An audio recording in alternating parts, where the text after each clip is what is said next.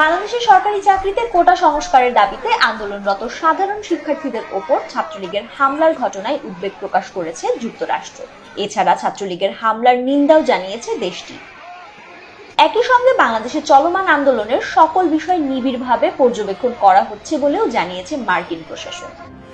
সোমবার স্টেট ডিপার্টমেন্টের নিয়মিত ব্রিফিংয়ে ঢাকা বিশ্ববিদ্যালয় সহ বিভিন্ন বিশ্ববিদ্যালয়ে আন্দোলনরত শিক্ষার্থীদের ওপর ছাত্রলীগের হামলার বিষয়ে প্রশ্ন করলে তার জবাবে এসব কথা জানান মুখপাত্র ম্যাথিউ মিলার।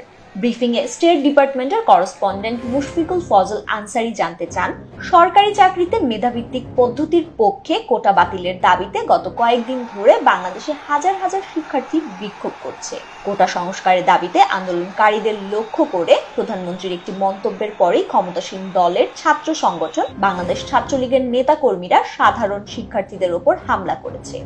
এতে অন্তত 500 শিক্ষার্থী আহত হয়েছে। এছাড়া ছাত্রলীগের নেতাকর্মীরা হাসপাতালের জরুরি বিভাগে ঢুকেও আহত শিক্ষার্থীদের ওপর হামলা চালিয়েছে। বাংলাদেশে চলমান এই বিক্ষোভ নিয়ে যুক্তরাষ্ট্রের অবস্থান কি? জবাবে মিলার বলেন, ঢাকা সহ বিভিন্ন জায়গায় শিক্ষার্থীদের ব্যাপক আন্দোলন সম্পর্কে যুক্তরাষ্ট্র সচেতন রয়েছে।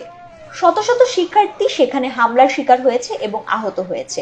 মত প্রকাশের স্বাধীনতা এবং শান্তিপূর্ণ সমাবেশ যে কোনো বিকাশমান গণতন্ত্রের অপরিহার্য ভিত্তি হিসেবে কাজ করে।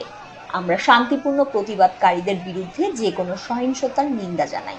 যারা এই সহিংসতার শিকার হয়েছেন তাদের জন্য আমাদের আলাদা চিন্তা ভাবনা রয়েছে।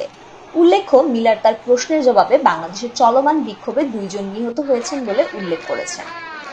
ফাহমিদা সৃষ্টি, মানবজমিন।